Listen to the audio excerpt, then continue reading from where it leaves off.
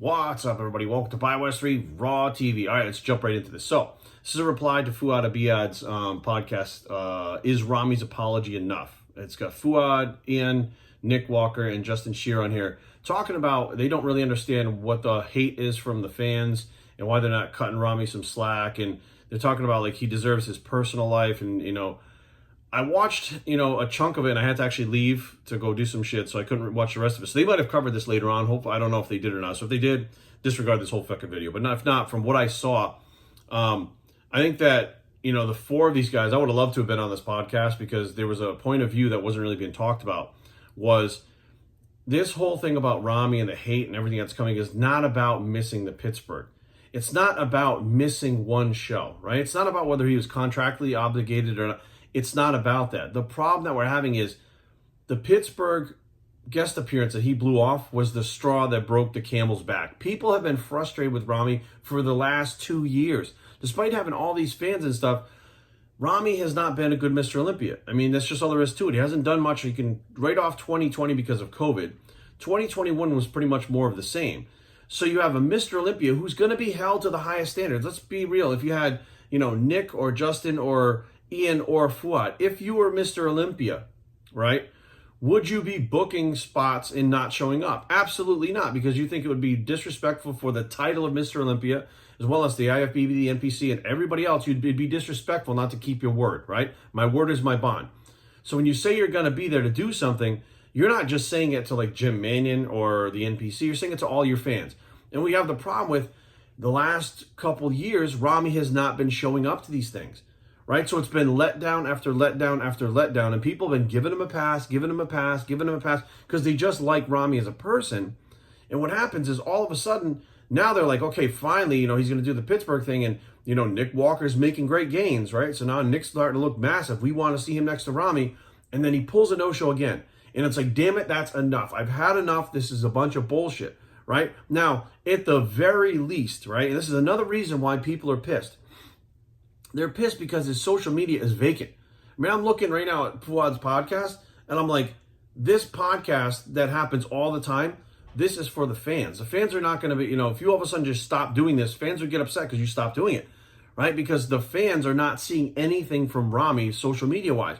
He throws up a picture here or there, like you're Mr. Olympia, right? You're traveling, you're doing everything you do as Mr. Olympia. You're representing Mr. Olympia, and they're looking to you, right? So at the very least, Rami doesn't have to show up for anything. All he has to do is not give his word that he's going to be there, not book it, but at the same time, keep his social media going. Well, so let's be real. You're Mr. Olympia. Like everybody who's not Mr. Olympia keeps up with their social media and keeps pushing it because that's how the world works now, right? We're in a different time. And I feel like Rami was doing a lot better with his social media before he won the Olympia.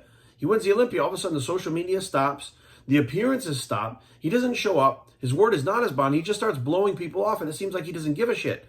Then it takes him like 2 or 3 weeks to make an apology video for not just not showing up, but giving his word to somebody that he would be there, breaking his word, right? So now can you trust the guy what he says? What is that? Like, people are starting to go, yes, he's Mr. Olympia, and we love him for that, but they loved Rami before he was Mr. Olympia.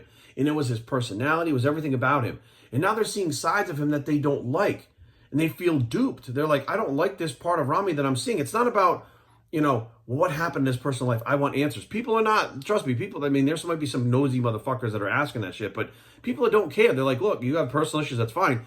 Why didn't you just make a phone call? When Dennis James called, why didn't you pick it up? When the other people called, why didn't you pick it up? Like, why wasn't there a literal post that day being like, guys, I couldn't, you couldn't even do the post from the airport, hold a selfie thing and go, hey, guys, I'm stuck at the airport. I can't get out. Like all this crazy stuff and this red tape. And, I didn't get my visa in time. Like people would have been like, oh man, that sucks. But you know what, Rami, we'll catch you next time. The problem was, for a year, he's been doing nothing. His social media has been vacant. As a Mr. Olympia, his sponsor dropped him for not showing up at things and not being willing to travel, right? So he was getting paid, and from the numbers that are being thrown around, like paid like $500,000 a year to do these things, and he just wouldn't do it.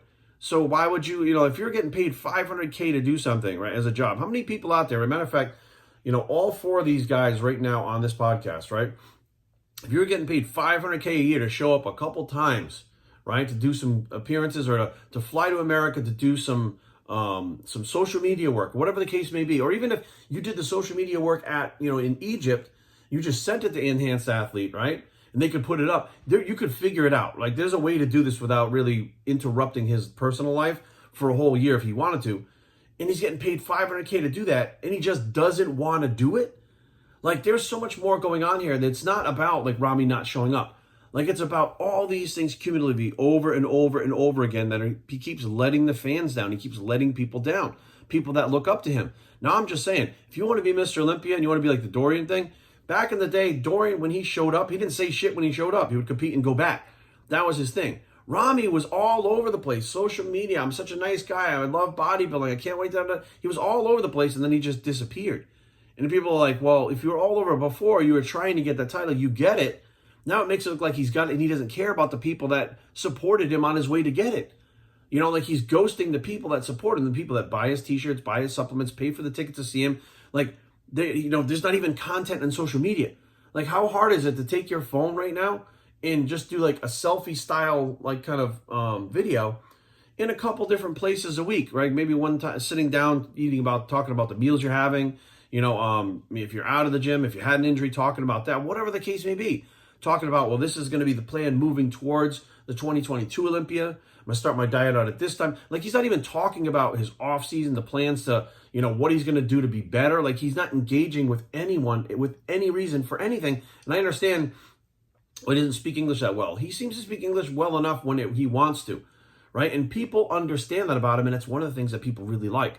They like the fact that his broken English makes him seem more relatable because he doesn't seem perfect, right? He's not out there like, the professional film crew and all the makeup on and stuff. It's just Rami, and we love that about him, right? So why wouldn't he just continue doing what he does, what he did leading up to the Olympia?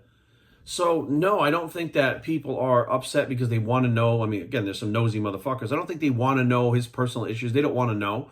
They want to know what personal issue he has now compared to what the fuck has been going on for the last year. I mean, it hasn't been a personal issue for the last year, right? Can't be the same thing. If it is, then Rami's in deep shit.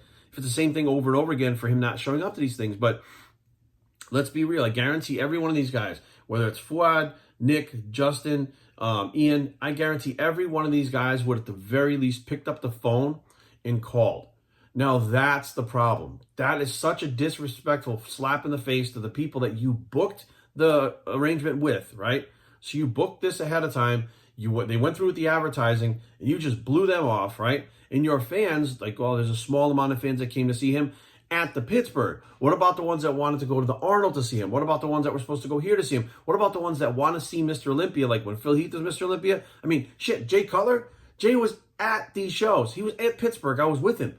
He was at Pittsburgh. He was at the New York Pro. He doesn't have to be at any of these shows. He's not a guest poser. He wasn't doing a speaking engagement. He goes to these things. He goes to all these different things because he's an ambassador for the sport. He realizes he's a legend, and he has to keep up with these things because the sport gave him what he has, right?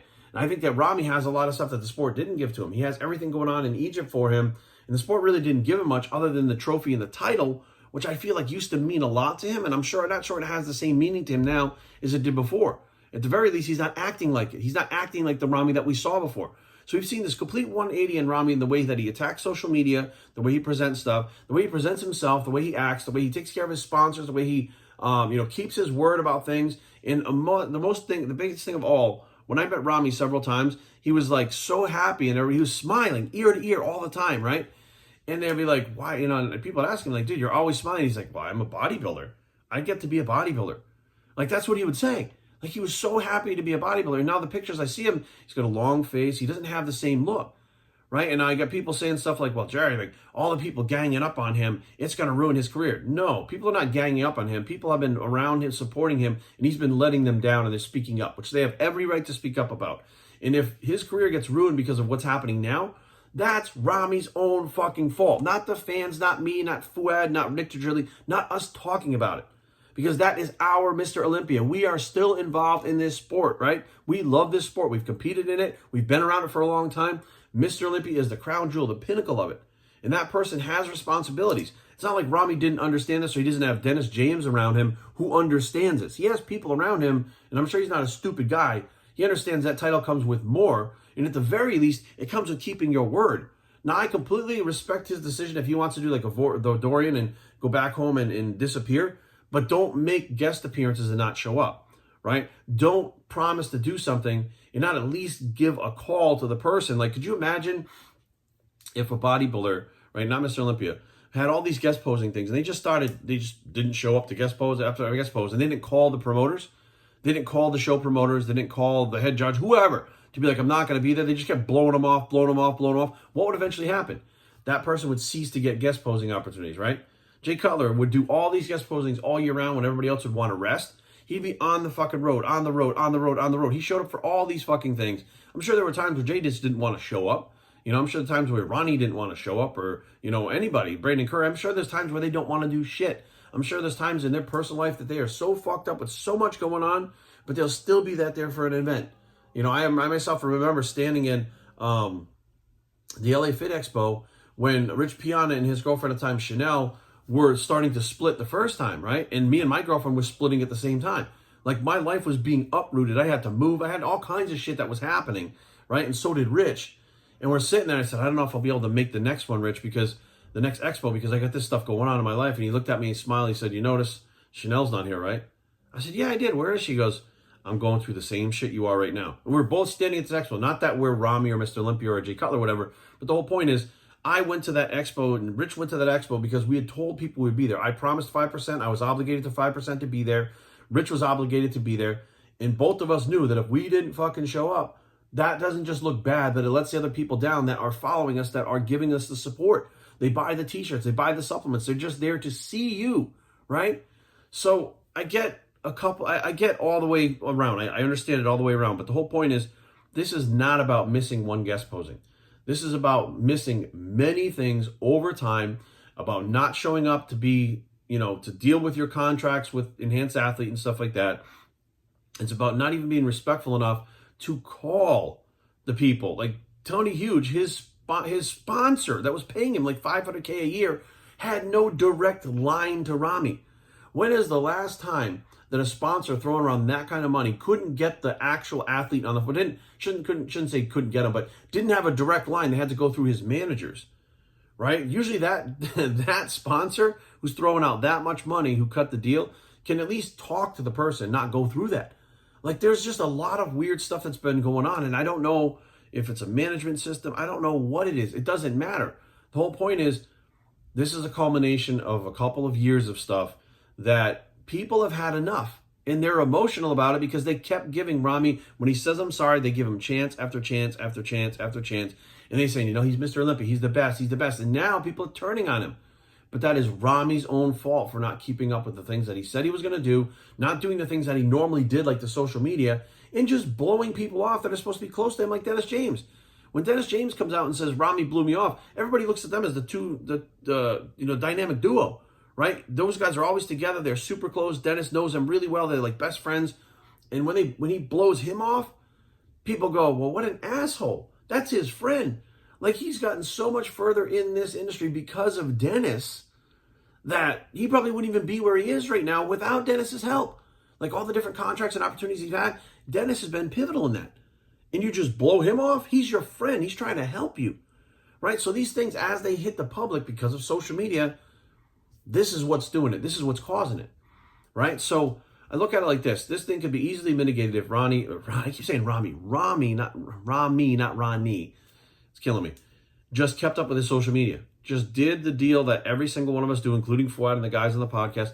Keep up with your social media. This is the day and age that we live in. You're Mr. Olympia. You do have that title, right? So you have the obligation, and to hold that title and try to make that title, promote that title as best you can.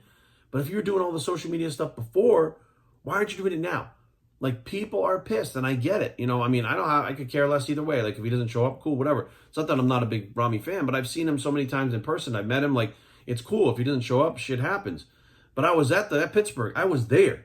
I was listening to what was going on. It wasn't just a couple people. People were pissed.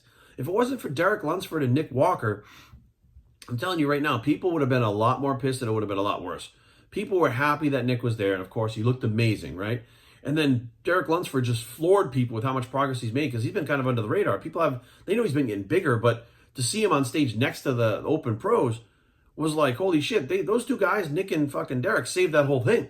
If they weren't there, this whole thing would have been so much worse that it would have been bad. So look at it like this, guys. I did see your podcast. I agree with everything you guys are saying, but there's a different perspective, a different point of view that, again, if you guys brought this up later in the things, I just didn't have time to watch it. I apologize.